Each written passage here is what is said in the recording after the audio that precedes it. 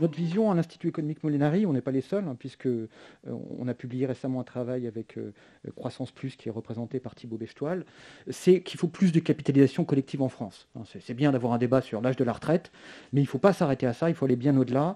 Pourquoi ? Parce que la retraite, c'est le capital de ceux qui n'en ont pas, et le capital, c'est fondamental pour une économie prospère. Si vous n'avez pas de capital, vous n'avez pas d'emploi, et donc vous n'avez pas de répartition, et vous n'avez pas de retraite.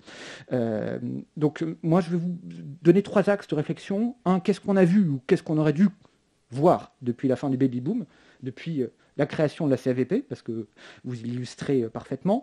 2, pourquoi la CVP est une réussite et pourquoi elle doit faire écho dans la société française. 3, ce qu'il faudrait faire au niveau national, globalement, pour traiter le sujet, parce que vous avez traité le sujet, la Banque de France a traité le sujet, il y a quelques institutions, le Sénat a traité le sujet, mais bon, globalement, c'est très lacunaire. Alors, d'abord, ce qu'on a vu. Ce qu'on a vu malheureusement depuis le contre-choc du baby-boom, depuis 1964, c'est que la recommandation standard des économistes, elle était bonne. La recommandation standard des économistes, c'est il faut des retraites avec 2 piliers, il faut une dose de répartition, il faut une dose de capitalisation. Ça a été théorisé par tout le monde, à l'OCDE, à la Banque mondiale. Hein, le terme pilier, c'est un terme de la Banque mondiale.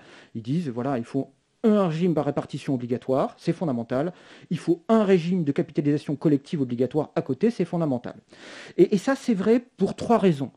La première raison, c'est les risques. Nos économies, elles subissent des chocs. Si vous êtes en répartition, vous n'avez pas de réserve. Si vous êtes en répartition et que la masse salariale, qui est la recette de votre répartition, se contracte, vous avez du déficit. Ça, on l'a très bien vu avec la crise Covid. En 2020-2021, les recettes des régimes de retraite par répartition se sont compactées. Et comme il n'y a pas de réserve, chez certains régimes, et notamment la CNAV, ou dans l'État, on en reparlera, finalement, on a du déficit, et ce déficit se finance par de la dette.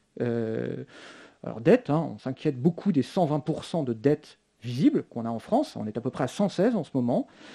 Il y a 370% de dette implicite invisible. Elle n'est pas dans les chiffres, mais elle est fondamentale. La vraie dette, c'est les promesses qu'on a faites au titre des retraites qui ne sont pas provisionnées. Vous allez chez nos voisins, par exemple canadiens, les retraites, elles sont provisionnées.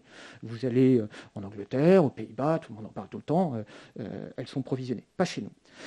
Deuxième sujet qu'on a vu, malheureusement, depuis 1960, c'est que fonctionner en tout répartition n'est pas intéressant pour les cotisants et pour les retraités. Alors quand je vous dis tout répartition, on est à 98% en répartition en France, donc il y a un petit chouïa, donc vous faites partie, bravo.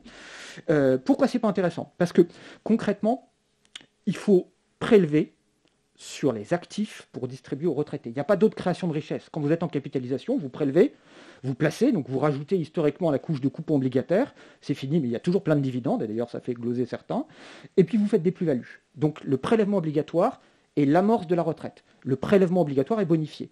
Quand vous êtes en répartition, ce n'est pas le cas. Il faut tout prélever. Et donc ça veut dire, première chose, ça renchérit le coût du travail pour l'employeur, parce qu'il y a les cotisations patronales. Et ça pose un problème de compétitivité. Vous savez qu'on n'est pas très fort en compétitivité. On a toujours 300 000 chômeurs en trop par rapport à la moyenne de l'OCDE.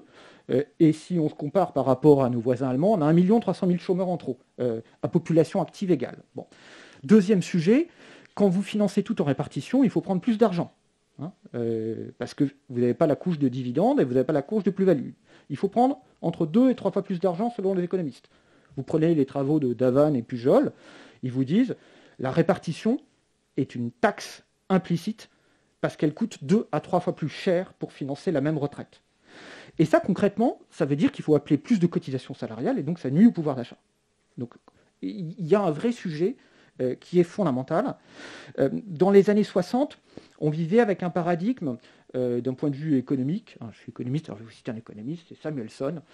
Il disait bon, voilà, la répartition, c'est pas grave. Il n'y a pas de placement, mais il y a la démographie qui est favorable. Et il disait, le rendement implicite de la répartition peut être égal au rendement explicite de la capitalisation. Avec le contre-choc du baby-boom, tout ça, c'est fini. Et aujourd'hui, on vit ça, et c'est devenu un problème macroéconomique global, qu'on ne voit pas, mais c'est un peu comme le nez au milieu du visage, ou peut-être le masque, mais je pense que vous le voyez au milieu de mon visage. Mais je vais vous donner 3 chiffres, en complément de ceux de Clément. Dans le privé, les retraites, ça représente 28% des salaires bruts. Donc c'est à la fois un problème de compétitivité et de pouvoir d'achat. Dans le public, ça représente 85% des salaires bruts. Quand vous entendez des profs dire « je ne suis pas assez payé », ou des infirmières dire « je ne suis pas assez payé », c'est parce que l'État dépense autant pour ses anciens profs et ses anciennes infirmières que pour les profs actuels et les infirmiers actuels. C'est parce que l'État n'a rien fait. Alors, petite parenthèse, hein, l'État faisait des choses comme vous, bien, il s'est arrêté de les faire en 1853. En 1853, il a fermé ses caisses de retraite. Il a décidé que le budget était inépuisable, qu'on pouvait se passer les capitaux, récupérer les capitaux pour financer le déficit et servir les retraites. Et ça vous explique pourquoi l'État est incapable de penser les retraites, parce qu'il n'y a plus aucune personne qui sait penser la retraite dans l'État. Vous avez 1000 fois plus d'intelligence collective, vous, à la CFVP, que dans l'État pour gérer les retraites. Dernier chiffre, les retraites, je vous disais, c'est le nez au milieu du visage. C'est 60% de la hausse des dépenses publiques depuis 1960. Clément l'a rappelé, on est passé de 5 à 15. C'est ça la hausse des dépenses publiques. Et il ne vous échappera pas qu'en 1960, on savait encore équilibrer les comptes. Normal, on avait une natalité qui était là. On avait une répartition qui était bien moins dimensionnée.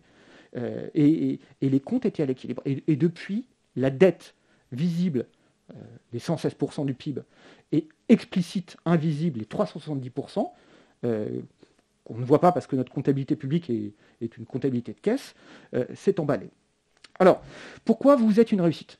D'abord, vous êtes une réussite de gouvernance, et c'est fondamental.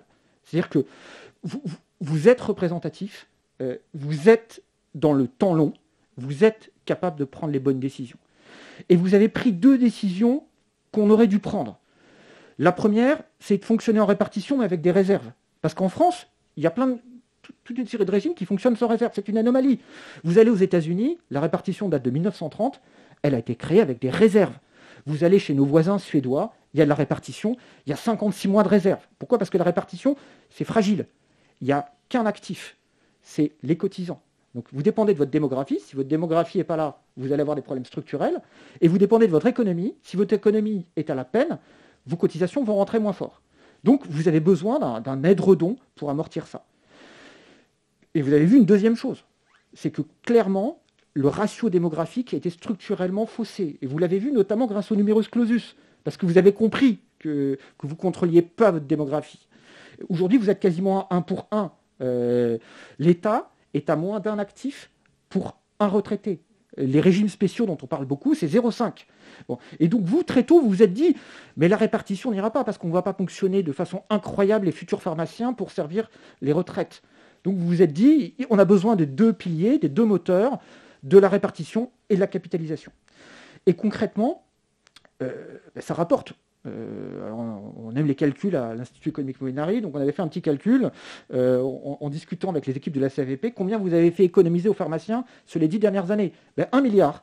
C'est 1 milliard de plus-value, c'est 1 milliard de dividendes que vous générez grâce au placement et qui fait qu'on a des retraites moins coûteuses. Le rendement, c'est 4% sur les 10 dernières années. C'est quelque chose de très significatif. Et j'avais calculé qu'en 2019, 45% des retraites de votre régime surcomplémentaire par capitalisation collective venaient des gains de gestion. Et ça, c'est fondamental. Parce que plus vous avez de gains de gestion, moins vous avez besoin d'appeler les cotisations. Voilà. Et donc, ça vous libère les sujets de compétitivité, ça vous libère les sujets de pouvoir d'achat et ça vous libère l'inquiétude qu'on a en matière de retraite. Alors, ne nous y trompons pas, le sujet retraite, il est mondial. Mais quand vous êtes aux Pays-Bas, quand vous êtes en Angleterre, quand vous êtes aux États-Unis, où il y a des répartitions provisionnées et des capitalisations dynamiques, le sujet est moins crispant qu'en France. Et il y a un autre sujet qui est fondamental, c'est que nous, comme on a appelé trop de prélèvements obligatoires, et on appelle toujours trop de prélèvements obligatoires pour financer nos retraites, on a trop de chômage, on n'a pas assez de croissance, et Thibault en parlera, on n'est pas aussi capable de bien financer l'innovation. Et donc on perd les emplois d'aujourd'hui et on ne crée pas les emplois de demain. Un vrai bouclage économique, c'est avoir de la répartition, avoir de la capitalisation qui est un investissement long, qui est investi notamment beaucoup en actions, qui finance le développement de l'économie, qui finance donc l'emploi de demain, et qui, in fine, finance la répartition. Certains s'amusent à économiser répartition, à opposer répartition-capitalisation, mais là où vous avez des répartitions qui se portent bien, vous avez aussi des capitalisations qui se portent bien. Parce que sans capital, vous n'avez pas de développement économique, donc vous n'avez pas d'emploi, et donc vous n'avez pas de cotisation patronale, pas de cotisation salariale, et pas de répartition. En fait, les deux fonctionnent ensemble. Alors, vous n'êtes pas les seuls, comme je vous disais, il y en a d'autres, je vais les citer. Il y a la Banque de France, qui fonctionne en capitalisation collective. Elle fonctionne en capitalisation collective depuis sa création par Napoléon. Elle a gardé cette capitalisation collective parce que c'était son gage d'indépendance. Et d'ailleurs, ça s'explique très bien. Vous voulez une banque indépendante des pouvoirs publics. Et cette capitalisation collective à la Banque de France, elle représente 12 milliards, elle est défendue par tout le monde. Je ne sais pas si vous vous souvenez, la CGT avait manifesté pour défendre la capitalisation collective au cours de la réforme des retraites. Il y a le Sénat, c'est la même logique. Au Sénat, il y a 1,5 milliard. Pourquoi ils ont gardé leur capitalisation collective? Parce que c'est l'indépendance du Sénat vis-à-vis des pouvoirs publics.